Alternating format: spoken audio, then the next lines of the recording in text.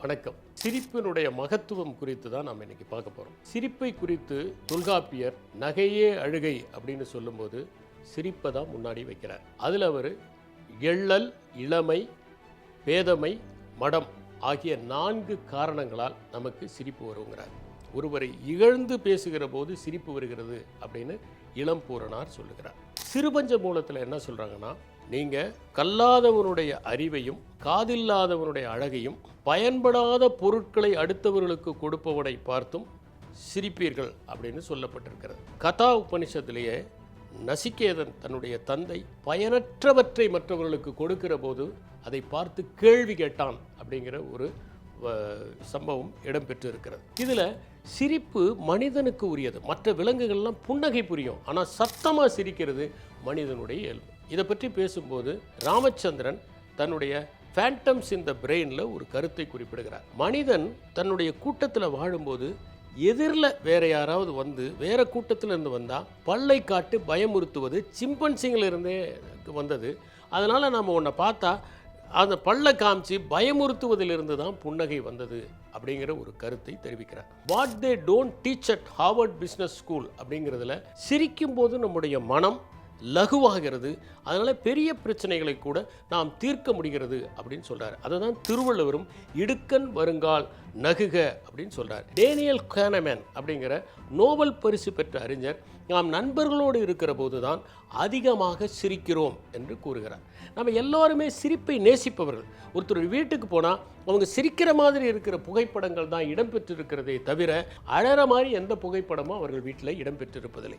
சிரித்து மகிழ்ச்சியாக இருப்பவர்களிடம்தான் நான் நட்பு கொள்ள விரும்புகிறோடைய எல்லா நேரங்களிலும் அழுது கொண்டு இருப்பவர்களிடம் நாம் நட்பு பாராட்ட ஒருபோதும் விரும்புவதில்லை. இந்த ஹியூமர் அப்படின்னு சொல்கிறதுலையே பலவிதமான வகைகள் இருக்கின்றன. இப்போ விட் அப்படின்னு சொல்கிறோம். அது எதனாலனா அறிவினால் ஏற்படக்கூடிய ஒரு சிரிப்பு. உதாரணத்துக்கு ஒரு முறை கீவாஜா சாப்பிட்டுக்கிட்டு இருக்காரு, பக்கத்தில் வெள்ளை வாரணர் உட்கார்ந்துருக்கார். வாரணம் அப்படின்னு சொன்னால் அது யானையை குறிப்பது. அப்போ அவருக்கு நீரிழிவு நோய் இருக்குது. அப்போ பரிமாறுகிறவர் கேசரிங்கிற அந்த இனிப்பை கொண்டு வந்து அவருக்கு பரிமாறும்போது அவர் வேணாம் வேணாம் அப்படிங்கிறார். அப்போ கீவாஜா சொல்கிறாரு, வாரணம் கேசரியை கண்டு பயப்படுகிறதா, அதாவது யானை சிங்கத்தை பார்த்து பயப்படுதா அப்படிங்கிற பொருளில் கேட்டார். இது விட். பாரதிதாசன் ஒரு கவிதை எழுதியிருப்பார். கிளையினில் பாம்பு தொங்க விடுதென தொட்ட குரங்கு விளக்கினை தொட்ட பிள்ளை வெடுக்கென குதிப்பதைப் போல கிளைதோறும் தாவி தாவி கீழுள்ள விடுதையெல்லாம் ஒளிப்பாம்பாய் எண்ணி எண்ணி உச்சி போய் தன் வால் பார்க்கும் அப்படின்னு. விடுதை தொட்டுருது அது பாம்புன்னு, ஆனால் அந்த பாம்புன்னு தெரிஞ்ச உடனே அது பயந்து போய் மேலே போகுது. கீழே இருக்கிற விடுதெல்லாம் அது பாம்புன்னு நினச்சிக்கிச்சு. கடைசியில் பார்த்து தாமாலேயே பார்த்து பயப்பட்டது அப்படின்னு எழுதியிருப்பார். கவிமணி தேசிய விநாயகம் பிள்ளை கோர்ட்டு பீஸு, குமாஸ்தா பீஸு, நிற்க பீஸு, நடக்க பீஸு, நீட்டின கையை மடக்க பீஸு அப்படின்னு கோர்ட்டுகளை பற்றி எழுதியிருக்கிறார். இதையெல்லாம் விட் அப்படிங்கிற ஒரு இடத்துல வரும். ரெண்டாவது பார்த்தீங்கன்னா சட்டையர், ஒரு கிண்டல் பண்ணி எழுதுறது. இந்த அனிமல் ஃபார்ம்னு ஜார்ஜ் ஆர்வெல் எழுதியிருப்பார். அந்த ஸ்டோரி முழுக்க ஒரு சட்டையர் அப்படிங்கிற இதில் தான் வரும்.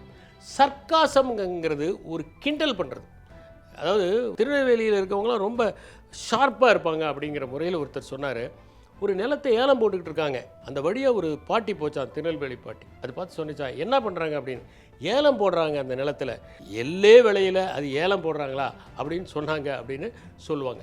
அடுத்தது என்னென்னா ஐரணி, அது தலைகீழாக சொல்கிறது. நல்ல வெயில் காலம், ரொம்ப குளிர்தில்லை அப்படின்னு சொல்கிறது ஒரு ஐரணி. அப்புறம் டார்க் ஹியூமர், மரணம், வலி இதெல்லாம் குறித்து நம்ம ஜோக் அடித்தோம்னா அது ஒரு டார்க் ஹியூமர்.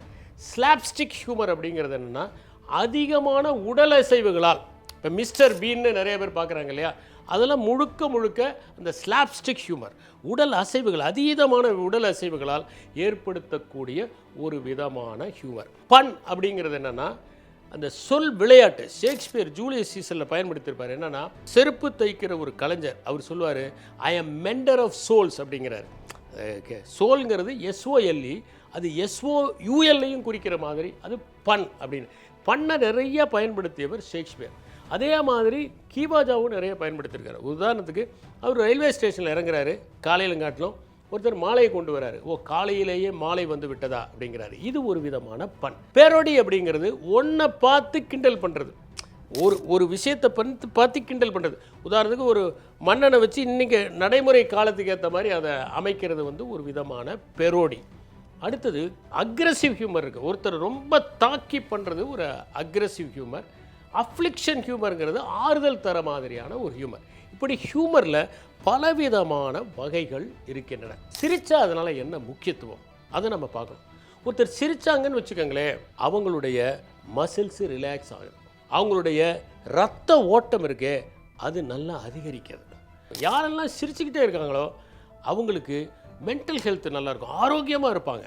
அதே மாதிரி அவங்களுக்கு ஸ்ட்ரெஸ் ஹார்மோன்ஸ்னு சொல்லப்படக்கூடிய இந்த அட்ரினலின் இந்த மாதிரியான ஹார்மோன்ஸ் எல்லாம் குறைவாக சுரக்கும்.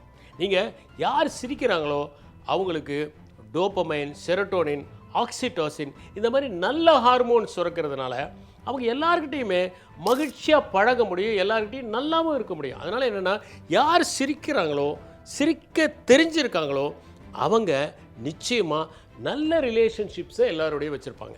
சிரித்து கலகலன்றது தான் அவங்கள சுற்றி எப்போ பார்த்தாலும் கூட்டம் இருக்கும். தன்னை பற்றிய ஹியூமருக்கு யார் சிரிக்கிறாங்களோ அவங்க தான் மகத்தானவர் அப்படின்னு ஜெய கிருஷ்ணமூர்த்தி சொல்கிறார். சென்ஸ் ஆஃப் ஹியூமர்னால் அடுத்தவங்களை கிண்டல் பண்ணி சிரிக்கிறது மட்டும் இல்லை, நம்மளை யாராவது கிண்டல் பண்ணாலும் நம்ம சிரிக்கிறது தான் சென்ஸ் ஆஃப் ஹியூமர் அப்படின்னு சொல்கிறார். நிறைய சிரிக்கிறவங்களுக்கு பார்த்தீங்கன்னா கொலஸ்ட்ரால் குறைவாக இருக்கும், பிளட் சுகர் குறைவாக இருக்கும், நிறைய ஆண்டுகள் வாழக்கூடியவங்களாகவும் இருப்பாங்க, இம்யூனிட்டியே நல்லா இருக்கும், அவங்களுக்கு நோய் எதிர்ப்பு சக்தி அதிகமாக இருக்கும். அதில் என்னென்னா, சிரிக்கிறத வந்து இன்டர்னல் ஜாகிங் அப்படின்னு சொல்கிறாங்க. அதனால தான் என்னென்னா, யார் நிறைய ஜோக்கை அடித்து மற்றவங்களை சிரிக்க வைக்கிறாங்களோ அவங்க ஒரு வகையில் ஒரு சேவை செய்கிறார்கள். அடுத்தவர்கள் மனத்தை மகிழ்ச்சியாக வைத்திருப்பதும் ஒரு விதமான சேவை தான். அதனால் வாய்ப்பு கிடைக்கிற போதெல்லாம் நகைச்சுவைகளை பகிர்ந்து கொள்வதும், வாய்விட்டு சிரிப்பதும், நம்மை சிரிக்க வைக்கிற நண்பர்களோடு பழகுவதும் நம்முடைய வாழ்க்கையை வசந்தமாக்கும். நன்றி, வணக்கம்.